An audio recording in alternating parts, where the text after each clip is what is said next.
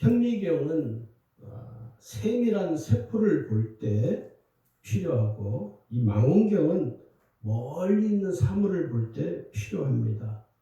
멀리 있는 산을 현미경으로 보려고 해도 볼 수가 없고요. 잘 보여지지도 않습니다. 오늘 우리의 신앙생활도 저는 이와 비슷한 원리가 있다고 생각이 되어집니다.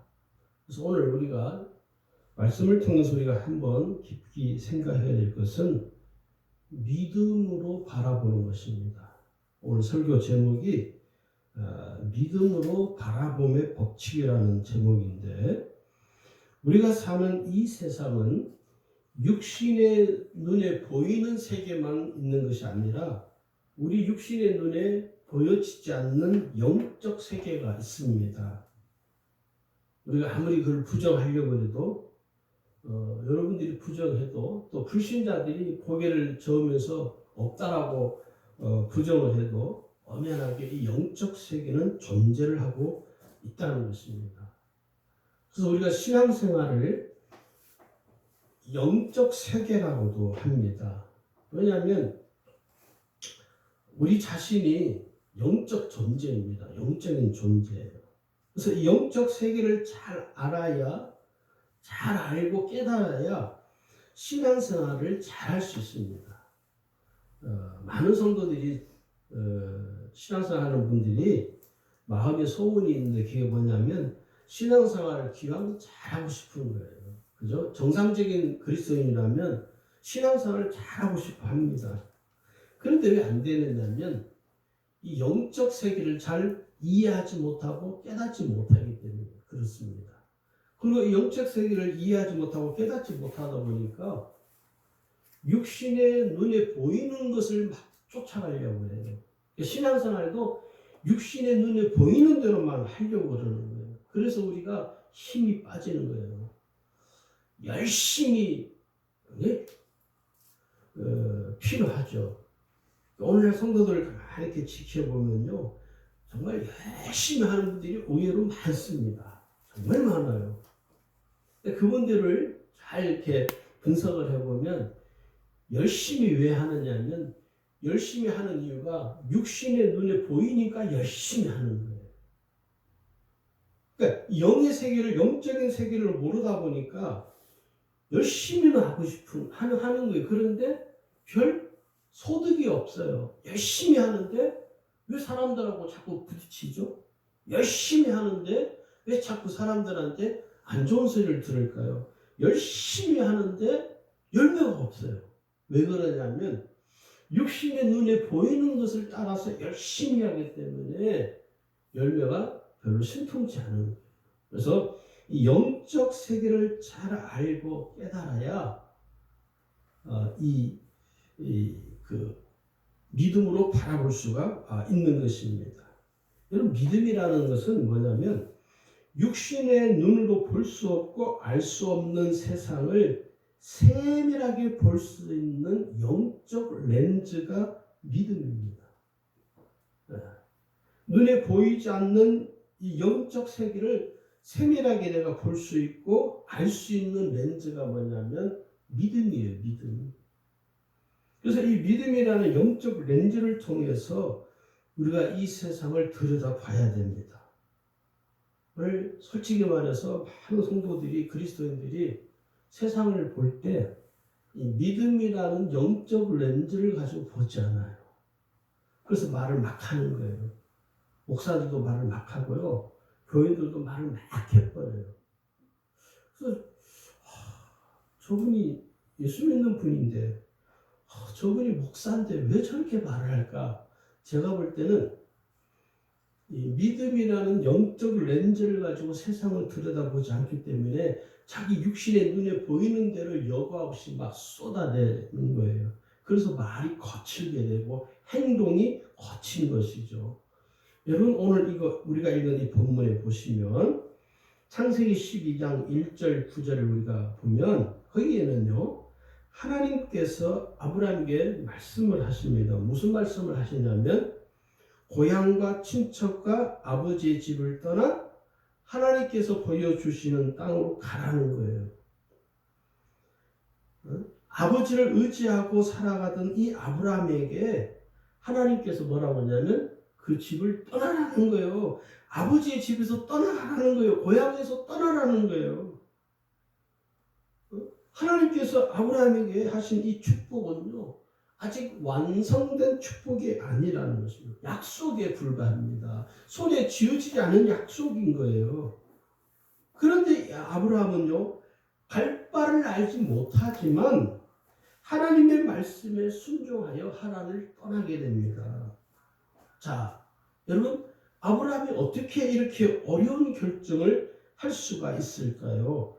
하나님께서 하란을 떠나라고 한다 해서 그 아브라함이 가벼운 마음으로 할렐루야, 하나님 감사합니다.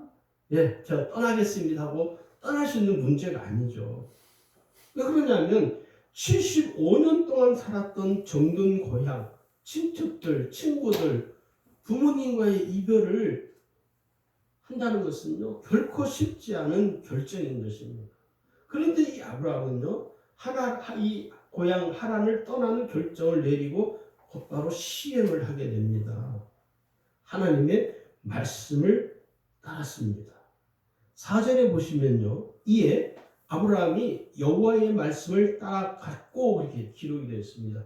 하나님의 말씀을 따라갔습니다. 하나님의 말씀에 순종하여서 정들었던 고향, 그 부모에게서 떠날 수 있었던 이유가 뭐냐면 믿음이었습니다. 믿음. 전혀 상상하지 못했고 결정하기 어려운 이 일들을 아브라함은 믿음이라는 영적 렌즈를 가지고 들여다보는 거예요. 자기 손에 하나님의 축복이 쥐어지지도 않았는데도 불구하고 하나님이 약속하신 그 약속의 말씀을 믿고 그 말씀을 따라 순종하고 떠난 거예요. 그러니까 믿음으로 바라보는 것이죠. 아직 약속이, 축복이 내 손에 쥐어지지 않았지만 이 아브라함은 하나님이 자기에게 약속하신 그 약속의 말씀을 믿음으로 보는 거예요. 이미 자기 마음에 그것을 완성된 것으로 받아들이는 거예요. 그게 뭡니까? 믿음이라는 것입니다. 오늘 이 시대를 살아가는 우리에게도 아브라함이 적용하였던 이 믿음으로 바라보는 법칙이 과연 통할까 하는 문제입니다. 과연 우리에게도 오늘 이 시대를 살아가는 우리 자신에게도 아브라함이 적용했던 이 믿음으로 바라보는 이 법칙이 우리에게도 정말 필요할까? 여러분 어떠세요? 저는 반드시 필요하다고 믿습니다. 왜 필요하느냐는 것입니다. 첫 번째 필요한 이유는 믿음의 눈으로 바라보아야 할 영적 세계가 있기 때문입니다. 육신의 눈으로는 볼 수 없어요. 깨달을 수도 없고요. 그래서 이 영적 세계가 엄연히 존재한다는 사실을 우리는 가정이 아니고 실제이죠. 이 영적 세계를 어떻게 내가 알 수 있느냐? 내 육신의 눈으로는 절대 보여지지 않습니다. 깨달을 수도 없고요. 식별할 수도 없고 인지할 수도 없어요. 그래서 이 영적 세계를 내가 잘 알고 깨달으려면 믿음의 눈이 열려야 내가 볼 수 있고 이해할 수 있고 믿을 수 있고 깨달을 수 있는 거예요. 할렐루야. 여기 고린도 전서 2장 14절을 보시면 육에 속한 사람은 하나님의 성령의 일을 받지 아니하나니 그렇게 기록이 되어 있습니다. 육신에 속한 상태에서는 하나님의 성령의 일을 알 수 없다는 거예요. 영에 속한 이 세계를 내가 절대로 이해할 수가 없다는 것입니다. 자, 두 번째 이유는 삶의 문제를 해결할 수 있기 때문입니다. 우리가 이 세상에 살면서 우리 삶 속에서 일어나는 내가 전혀 알 수 없는, 이해할 수 없는 일들이 수도 없이 많습니다. 그 수많은 문제를 겪을 때마다 우리가 삶의 위기에 직면하게 됩니다. 인간의 노력이나 의지로는 해결할 수 없는 산더미같이 쌓여있는 이 문제들 앞에 우리 스스로가 괴멸되고 말죠.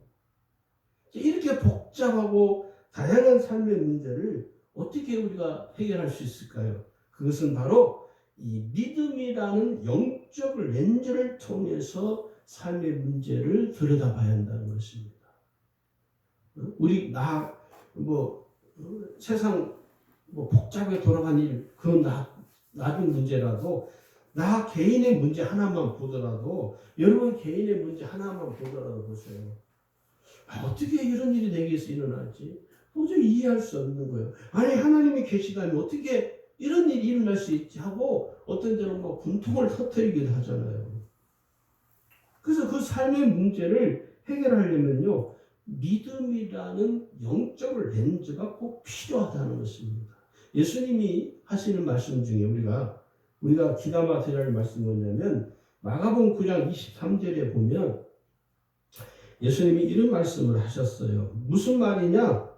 믿는 자에게는 능히 하지 못할 일이 없느니라. 예수님은 지금 여기에서 믿음을 강조하고 계시는 것이죠. 믿음을 통해서 내 삶의 문제를 해결할 수가 있다는 것입니다. 이게 믿음의 능력이라는 것이죠. 세 번째는 하나님께서는 믿음을 통해서만 역사하시기 때문입니다. 하나님은 항상 믿음의 사람들을 통해서만 역사해 오셨습니다. 믿지 않는 자들을 통해서 하나님이 역사하지 않아요.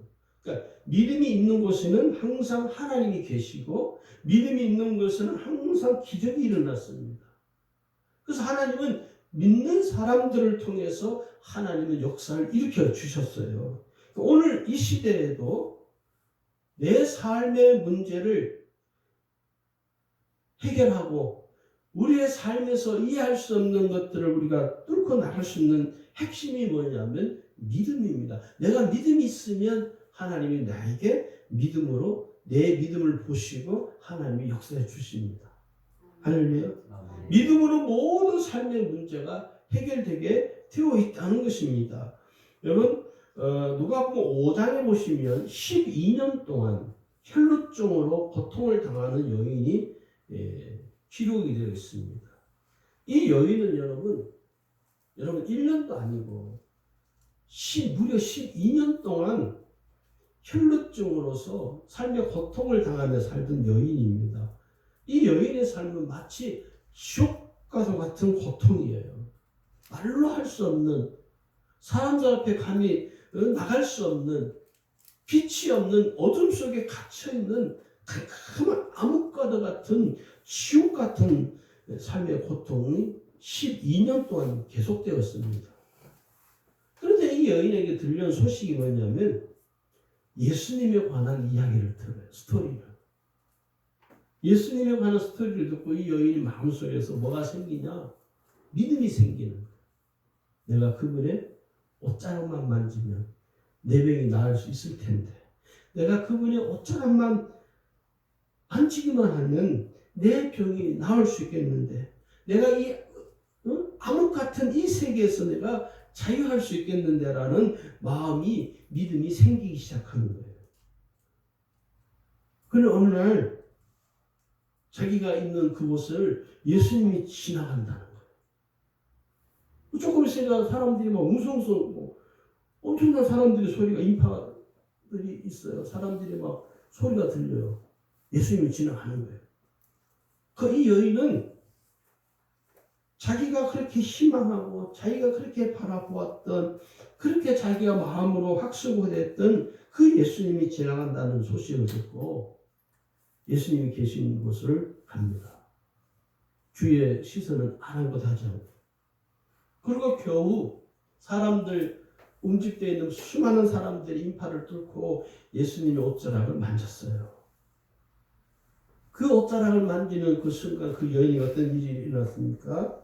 성경에 보니까 이렇게 기록이 되어 있습니다. 옷자락을 만지니까 29절에 보니까, 누가복음 5장 29절에 보니까요, 그의 혈루 근원이 곧 마름에 병이 나온 줄을 몸에 깨달으니라. 이 여인이 그렇게 마음에 희망을 가지고 절망적이었던 그 삶에서 예수님의 옷자락만 만지면 내가 나을 수 있겠는다는 그 믿음을 갖고 기다리고 예수님 옷자락을 만졌을 때 그 여인의 몸에서 자기가 깨달은 거예요. 그 병이 깨끗하게 치유받은 것을 본인이 아는 거예요. 믿음이 뭡니까? 저는 이 12년 동안 혈루증으로 지옥과 같은 삶을 살았던 이 여인의 믿음이야말로 오늘 우리가 본받아야 될 믿음이라고 확신합니다. 우리가 믿음으로 바라봄의 법칙이 과연 그러면 뭘까?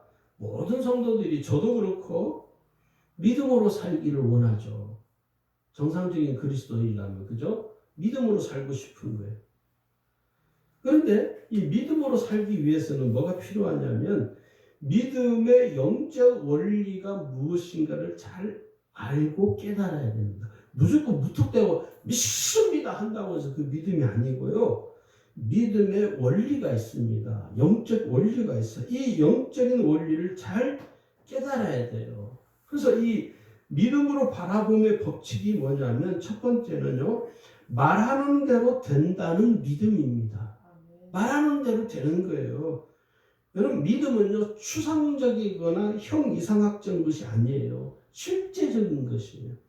그러므로 내가 믿음으로 바라보고 믿음으로 말을 하면 내가 말하는 대로 이루어지는 것이 믿음의 법칙입니다. 할렐루야. 그래서 우리가 항상 말을 할 때 말하는 대로 된다는 믿음을 가지고 말을 해야 돼요. 남들이 볼 때는 아이고 웃기고 있네. 그런 시선으로 볼 수도 있습니다. 왜? 그 사람 믿음이 없는 사람이기 때문에. 그런데 믿음이 있는 사람은요 그렇지 않아요. 내가 하는 말들이 내 말에 의해서 내 삶에 역사가 일어나는 거예요. 내가 말하는 대로 내가 말하는 것에 대해서 하나님이 보장해 주시고 그래서 믿음으로 말을 하면 하나님이 그 말에 보장을 해 주십니다. 내가 믿음 없이 말을 막 하니까 하나님이 그 말에 책임을 안 져주셔요. 근데 내가 하는 말이 믿음의 말이라는 거냐? 내가 하는 말에 내가 믿음을 가지고 말을 하고 선포하면 하나님이 내가 믿음으로 말하는 것에 대해서 하나님이 보장을 해주셔요. 그래서 말이 그렇게 중요한 거예요. 말이 뭐냐?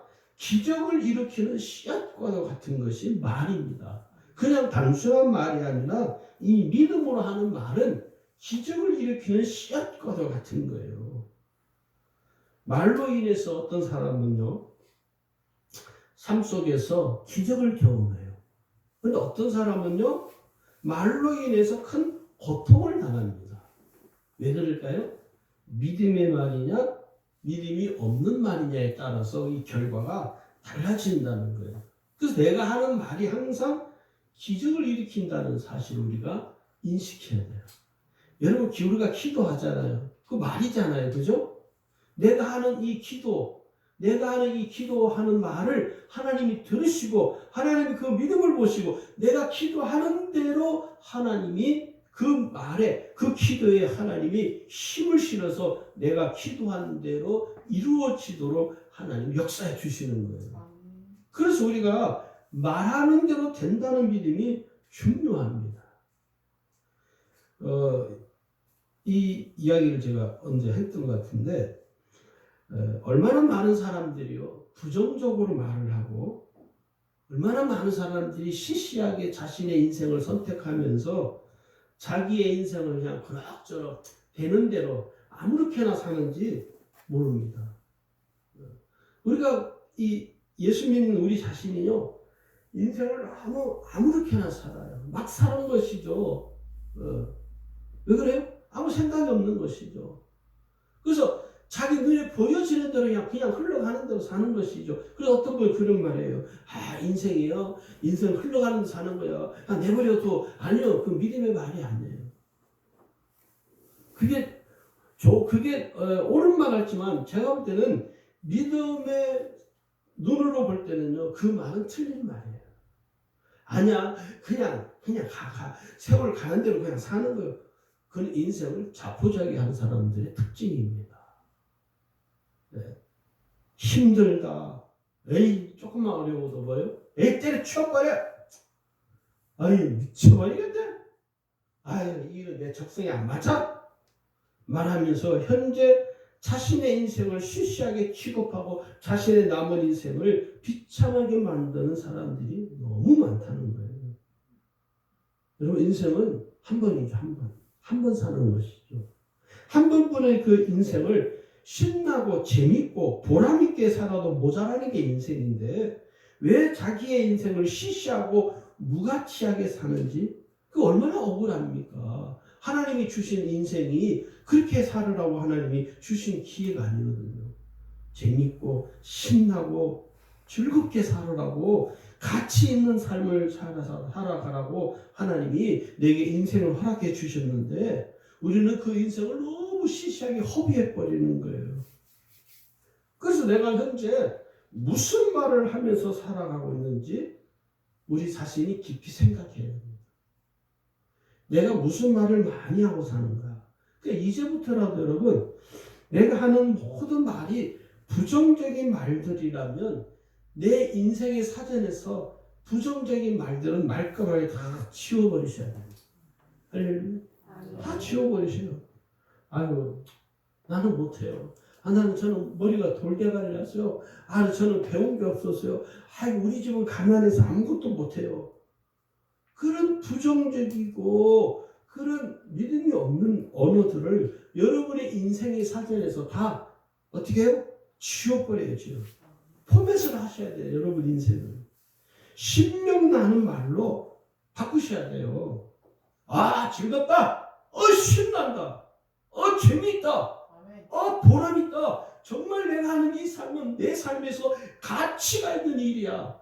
라는 말로 여러분 바꾸셔야 돼요. 그래야 인생이 즐거워지는 거예요. 인생이 즐겁고 신나게 살면요. 마음이 우울할 시간이 없어요.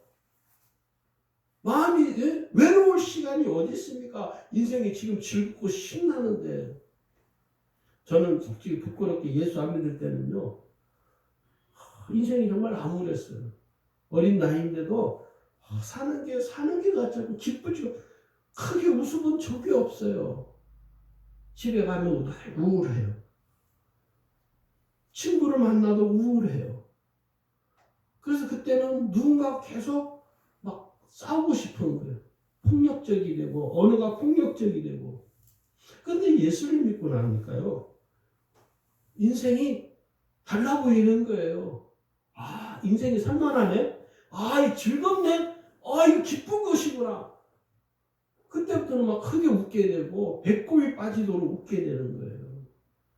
여러분 우리에게 주어진 인생은 딱 한 번입니다. 한 번. 두 번 인생 두 번을 사는 분은 없어요. 오늘 재밌다. 여러분 재밌는 어떤 누가 이야기를 해도 안 웃는 사람들 있죠? 심각한 거예요. 그 병이에요, 병. 남들은 다 웃는데 자기 혼자 못 웃어. 그래서 물어봤어요. 집사님 왜 안 웃으세요? 목사님 무서우세요? 그러는 거예요. 내가 안 웃으세요? 자기는 웃은 줄 모르겠대요. 그 병입니다, 병. 인생을 너무 심각한 모드로 가는 거예요. 너무 심각한 거. 항상 진지하세요. 누가 농담하는 것을 농담을 못해요. 이분은. 누가 조금 좀 농담을 하면 화를 내요. 그런 분들 많잖아요. 왜 그래요? 인생이 우울해서 그런 거예요. 성공한 사람들의 공통적인 특징이 있대요. 이게 뭐냐면 이 성공한 사람들의 공통적인 특징이 뭐냐면 항상 적극적이고 긍정적인 말만 한답니다. 항상 긍정적이고 항상 적극적인 말을 한다는 거예요. 그러면 여러분 다음과 같은 농담은 농담으로라도 이 이런 말은 하지 말래요. 여기 이렇게 제가 너무 재밌어서 인용을 합니다. 너는 그것을 못해. 너는 사람이 되기는 틀렸어. 그런 짓을 하면 못 써. 너는 보나마나 실패할 거야. 기회가 없었던 거야. 모두가 네 잘못이다. 그건 절대로 안 된다. 쓸데없는 짓 하지 마. 어리석은 녀석아. 니까짓게 뭘 할 수 있겠냐. 이런 말들은요. 농담이라도 하지 말라. 할렐루야. 여러분 무슨 말을 가장 많이 하시나요? 여러분이 많이 하는 말들을 여러분 스스로가 잘 이렇게 분석을 해보세요. 그러면 내가 지금 내 말로 인해서 내 인생이 이렇게 우울하구나. 내 말 때문에 내가 다른 사람이 때문에 아니에요. 자기 말 때문에 자기 표정이 우울해지고 자기 말 때문에 자기 스스로가 자기의 삶을 암흑세계로 만들어버리는 거예요. 우리가 이것을 치워버려야 돼요. 치워버려야 돼요. 믿음으로 말을 하셔야 돼요. 믿음으로. 두 번째는요. 말과 같은 상상을 하는 것입니다. 말과 상상이 현재 진행으로 나타나도록 하는 거예요. 왜냐하면 이 믿음으로 하는 말은 권세가 있습니다. 믿음으로 하는 말에는 말의 권세가 있어요. 하나님이 말의 권세를 우리에게 주셨어요. 그래서 내가 믿음으로 상상하는 거예요. 망상이 아니고 믿음으로 내가 상상하고, 저는요 가끔 내가 우리 교회 건물을 이렇게 상상할 때가 있어요. 남들은 미치는 것 같죠. 그죠? 아이고. 제가 여기다가 우리 교회 여기다가 건물을 이렇게 짓는 것을 상상해요. 혼자서. 남들이 볼 때 정신 나간 사람 좀 보일 수 있어요. 상상은 자유잖아요. 그죠? 돈도 안 들고. 근데 그 상상이 믿음으로 그냥 상상하는 것이 아니라 믿음으로 그림을 그리는 거예요. 설계를 하는 거예요. 혼자 속으로 5층을 설계를 해가지고 2층에는 뭐가 있고 3층에는 뭐가, 4층에는 뭐고, 또 내 서재는 어떻게 만들고, 또 교육관실 어떻게 만들고, 이게 상상을 자꾸 하는 거예요. 믿음으로. 그리고 말하는 거예요. 그게 뭡니까? 상상하는 거예요. 무엇으로? 믿음으로 상상하는 거예요. 앞으로 내 10년 후에 나의 삶을 상상해 보는 거예요. 무엇을 통해서? 믿음으로 상상하는 거예요. 그것이 반드시 현재 진행형으로 확장해 가는 것입니다. 내가 믿음으로 상상하는 것은 내가 상상하는 것으로 끝나는 것이 아니라 물거품처럼 사라져 버리는 것이 아니라 이 상상력을 동원해서 믿음으로 상상하면서 이것을 확장해 가는 거예요. 반드시 이루어지도록. 할렐루야. 그러면 이것이 여러분 나중에 현실로 구체화되는 것입니다. 믿음의 말에 의해서 상상이 현실로 이루어지는 거예요. 이것을 아주 압축된 말로 이렇게 표현할 수 있습니다. 말과 같은 상상을 극대화하라. 내가 지금 믿음으로 말하는 것이 나의 상상이 되어서 이것이 현실로 구체화되도록 극대화시키는 거예요. 여러분 여호수아와 갈렙을 한번 생각해 보세요. 이 두 사람은요 12명의 정탐꾼 중에 같은 정탐꾼이었습니다. 그래서 이 12명의 정탐꾼이 정탐을 하러 갔어요. 그리고 돌아왔습니다. 근데 10명의 정탐꾼은 뭐라고 합니까? 안 된다. 우리는 그 땅을 우리가 들어갈 수 없다. 우리가 그 땅을 취할 수 없다. 포기해버렸습니다. 상상하지 않았습니다. 그런데 여러분 보세요. 여호수아와 갈렙은 똑같은 상상을 하는 거예요. 무슨 상상? 아니다. 하나님이 약속을 하셨다. 하나님이 약속하신 그 땅을 우리가 취할 수 있다. 이 여호수아와 갈렙은요 말과 상상이 같은 거예요. 믿음의 말을 하면서 상상을 함께 하는 거예요. 같은 상상을 꾸는 거예요. 하나님이 우리를 그 땅에 들어가게 하셨다. 하나님이 우리를 위하여 약속하셨다. 그 결과 어떻게 됐습니까? 가나안 땅을 점령하잖아요. 이 여호수아와 갈렙은 같은 꿈을 꾸었고 같은 말을 했고 같은 상상을 꾸었어요. 그래서 그것이 구체화되어서 현실로 나타난 것입니다. 이게 믿음의 상상력이라는 것입니다. 그 다음에 세 번째는요. 믿음으로 바라보며 끝까지 지키는 겁니다. 여러분 믿음은 한순간에 사라지지 않습니다. 믿음은 변하지 않는 거룩한 생각이에요. 이 믿음은 변하는 게 아니에요. 변하는 거룩한 생각이 계속 증폭되어지는 것입니다. 믿음은 거룩한 그 생각이 점점 확장되어지고 점점 커지는 거예요. 눈덩이처럼 불어나는 거예요. 사라지지 않습니다. 오늘 많은 성도들이 믿음을 왜 어렵게 생각하냐면 믿음이 사라진다고 생각해요. 목사님, 제가 예수 믿은 지 10년이 넘었는데 왜 믿음이 자라지 않죠? 믿음이 점점 없어지는 것 같아요. 아니에요, 여러분. 믿음은 없어지는 게 아니에요. 믿음은요, 점점 확장되어지는 거야. 단지 내가 그것을 인지하지 못할 뿐이에요. 여러분이 생각하는 것처럼 여러분의 믿음은 작아지거나 소멸되어지는 게 아닙니다, 여러분. 그걸 우리가 깨달아야 됩니다. 믿음은 커지는 거예요, 점점 갈수록. 할렐루야. 그래서 믿음을요, 바라보고 끝까지 지키는 거예요. 믿음이 변하면 하나님의 기적은 일어날 수가 없습니다. 내가 믿는 이 믿음이 내가 생각할 때는 보잘것없는 것처럼 여겨질 수 있습니다. 그렇다 할지라도 그 믿음이 소멸되지 않는다는 사실을 여러분 꼭 기억을 하셔야 돼요. 그래서 그 믿음을 지키는 게 뭡니까? 마음입니다. 마음. 내 마음을 잘 다스릴 줄 알아야 돼요. 많은 성도들이 신앙생활을 하면서 믿음이 그 믿음을 못 붙들어요. 믿음으로 살지는 못합니다. 왜 그러냐면 그 마음이 이미 무너져 버린 거예요. 마음이 무너져 버리니까 믿음으로 사는 것을 생각을 못하게 되는 것입니다. 그래서 먼저 여러분이 믿음을 지키기 이전에 무엇을 지켜야 되느냐 하면 여러분 자신의 마음을 지키셔야 됩니다. 나의 수시로 변하는 마음, 이 변덕 죽골듯이 변하는 나의 마음을 지키셔야 돼요. 여러분 운동선수들 보셨죠? 그 운동선수들 여러분 잘 보시면요.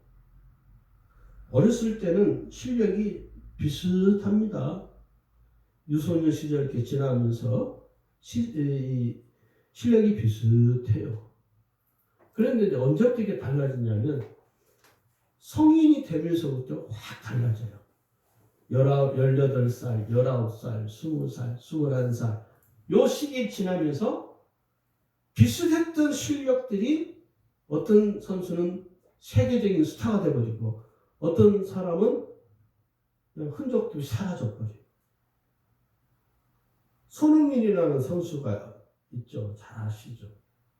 그 선수하고 똑같은 연령대인 선수가 하나 있었어요. 내가 누구라고 말을 못하겠어요. 그 선수는 지금 선수 생활을 안 하기 때문에. 그 선수도 손흥민과 똑같이 차범근 감독이 독일로 유학을 보내줬어요. 똑같이 독일 유학을 갔어요. 거기서 같이 유소년 시절에 같이 팀에서 훈련도 하고 같이 게임도 하고 그랬어요. 근데 어느 날 손흥민은 점점점 실력이 올라오고 지금은 월드 클래스가 됐어요. 월드스타가 됐어요. 월드스타. 근데 이 같이 했던 이 친구는요, 지금 축구를 안 합니다. 유튜브에 나와가지고 뭐라고 했었고. 자기가 그 이야기 하는 거예요. 그러니까 이 손흥민이라는 선수가 월등하게 뛰어날 수밖에 없는 이유를 이 선수가 이야기를 하더라고요. 손흥민은 자기 관리에 철저하다는 거예요. 자기는 그런 거예요. 자기는 자기 관리에 실패했대요. 자기 관리에 실패했다는 거예요. 근데 이 손흥민 선수는 지금도 자기 관리를 철저히 한대요. 그건 뭐냐? 마음을 지키는 거예요. 여러분 자기 관리를 잘하는 사람 특징은요. 자기 마음을 잘 다스리는 사람들이에요. 그래서 한번 마음 먹었으면 절대 포기하지 않고 끝까지 가는 거 인내하고 끝까지 자기 관리를 잘하는 사람들은요. 끝까지 그 마음을 흐트리지 않는 거예요. 믿음도 여러분 똑같습니다. 신앙생활도 똑같아요. 우리의 마음을 늘 마음이 그냥 요동하잖아요. 좀 하다가도 그냥 지속하지 못하고 넘어지고 포기하고. 여러분 마음을 지키시기를 주의 이름으로 축원합니다. 자, 마지막으로 세 번째는요. 믿음으로 바라보며 법칙으로 우리가 살아가기 위해서는 어떻게 해야 되느냐. 첫 번째는 여러분 믿음으로 환경을 바라봐야 됩니다. 환경을 내 육신의 눈에 보이는 대로만 보면 안 돼요. 그러면 실망하고 넘어지게 됩니다. 내 삶에서 일어나는 모든 나의 환경을 어떻게 봐야 되냐? 믿음으로 바라보는 거예요. 믿음으로. 멀리 있는 사물을 볼 때는 망원경이 필요하고, 미생물을 관찰할 때는요, 볼 때는 이 현명이 필요하듯이 신앙생활도 똑같습니다. 똑같은 원리예요, 원리. 이 내 삶에서 일어나는 환경을 육신의 눈으로 바라보면 두렵게 돼요. 두려워요, 두려워. 제가 운전면허를 딴 지 1년도 안 돼서 몇 달 만에 제가 회사 취직을 했습니다. 그 회사에서는 지금은 그 회사가 이제 백양그룹인데요. BYC 그 그룹의 계열사였습니다. 거기서 직원을 모집해요. 그 서울에 이제 본사에 올라가서 사장님, 뭐 이사들, 임원들이 이렇게 한 몇 명이 쭉 앉으셔서 면접을 이렇게 보는 거예요. 그 면접을 보는데 여러 분이 이야기를 하는데 그 사장 되시는 분이 저한테 그러시는 거예요. 박영하 씨, 운전을 잘하십니까? 면허 딴 지 한 달도 안 됐어요.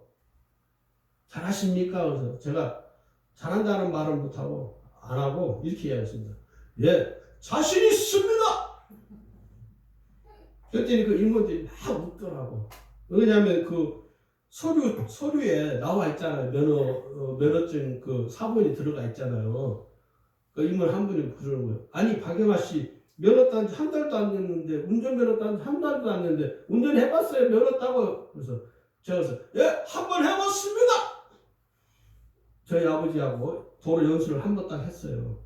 하다가 전봇대를 받아가지고 백밀러가 부어지기도 했는데, 그때 그 임원이나 산악대 여러분들이 보고 너무 기가 차거든.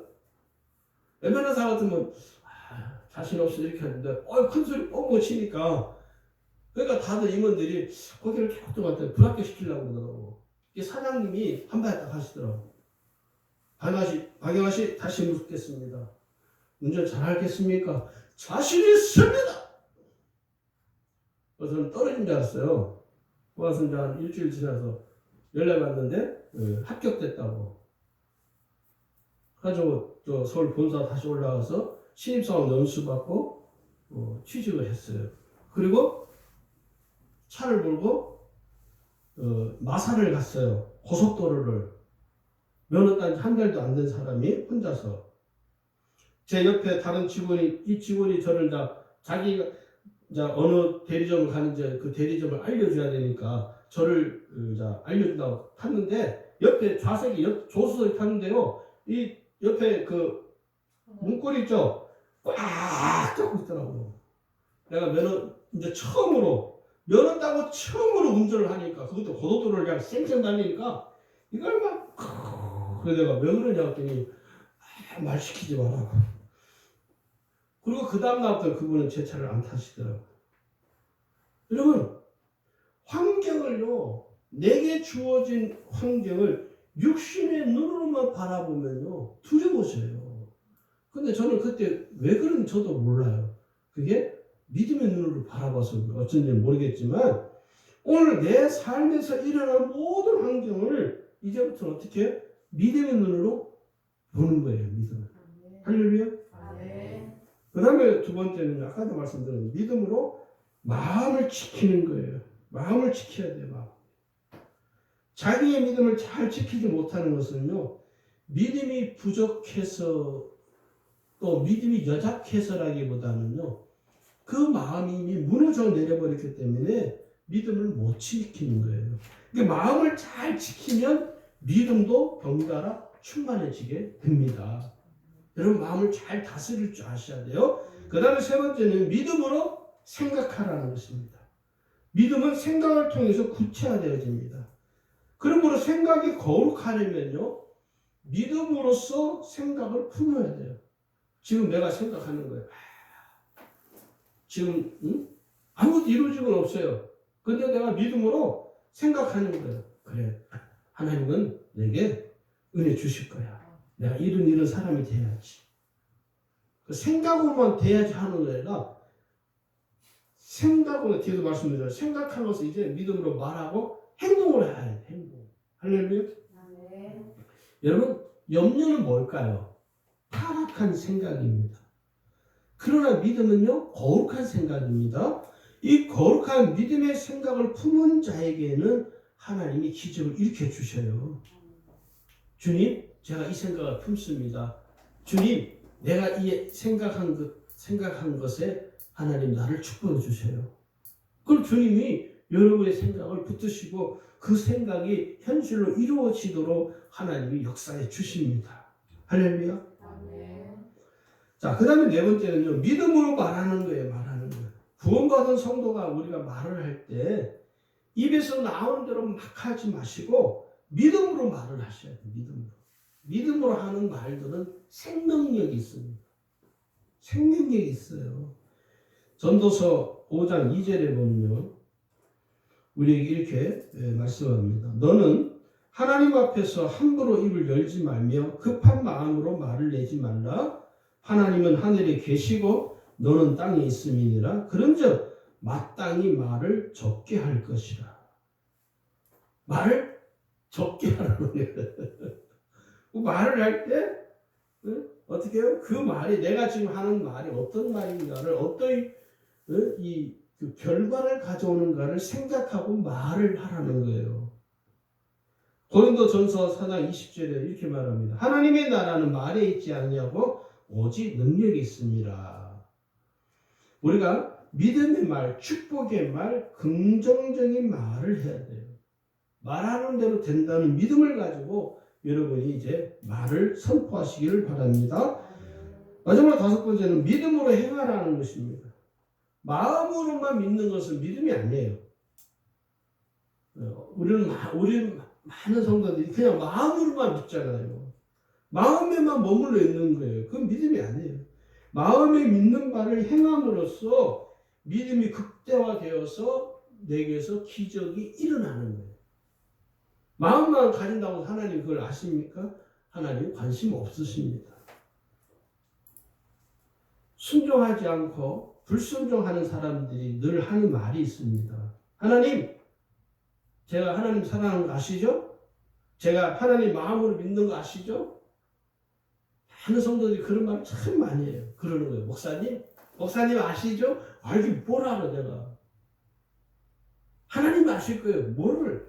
자기가 마음만은 안 그렇다는 거예요. 아니요. 하나님은 그 마음을 받지 않습니다. 우리는 마음으로만 너무 믿음이 적어서 사람들이 자기 혼자 스스로 위로를 해요. 그래. 내가 마음은 있지 항상. 나는 마음은 항상 있어. 그래서 믿음이 결여되어 있는 사람들이 늘 하는 변명처럼 늘어놓는 핑계하는 말이 있습니다. 아이, 마음이 중요한 거지 뭘. 뭐가 중요해. 마음이 중요한 거야. 이렇게 말들을 하셔요. 이러한 말을 하는 사람들의 말을 하나님은 어떻게 보실까? 여러분 어떻게 보실 것 같아요? 마음으로 하는 믿음은요, 영적으로 아주 낮은 수준의 사람입니다. 그래서 이 믿음의 수준이 매우 낮은 사람에게는 하나님이 역사하지 않습니다. 그러므로 우리가 이 영적으로 낮은 수준에 속히 벗어나야 돼요. 벗어나야 돼요. 하나님께서는 여러분 오늘 행하는 믿음을 보고 싶어 하는 거예요. 하나님이 내게서 내가 마음으로만 믿는 믿음을 하나님 보는 것이 아니라 내가 마음으로 믿은 것을 행함으로 나타나는 그 믿음을 하나님은 보시기를 원하셔요. 우리 그것을 아셔야 됩니다. 아브라함이 그랬잖아요. 아브라함이 마음으로만 하나님 아시죠? 하나님 잘 아시죠? 제가 어떻게 이 정든 고향을 떠날 수 있겠습니까? 하나님 저 마음으로는 하나님 믿습니다. 자, 안 가겠습니다. 그렇게 했습니까? 안 했어요. 마음으로 믿은 것을 어떻게 해요? 행했습니다. 말씀을 따라갔어요. 순종했어요. 마음을 믿는 것을 하나님께 보여줬어요. 어떻게? 행함으로. 오늘 하나님 우리에게도 똑같다고 저는 믿습니다. 하나님 오늘 우리에게도 뭘 요구하느냐? 내 믿음을 내게 보이라는 거예요. 어떻게? 행함으로써. 오늘 말씀을 통해서는 우리 주님에게 모든 성도들이 믿음으로 이제는 세상을 바라보는 거예요. 환경도 믿음으로 바라보고 사람도 믿음으로 바라보고 내 삶에서 일어나는 모든 일들을 이제는 믿음으로 바라보면서 오늘 하나님이 여러분의 삶에 기적을 일으키는 삶을 경험할 수 있기를 주님으로 축원합니다.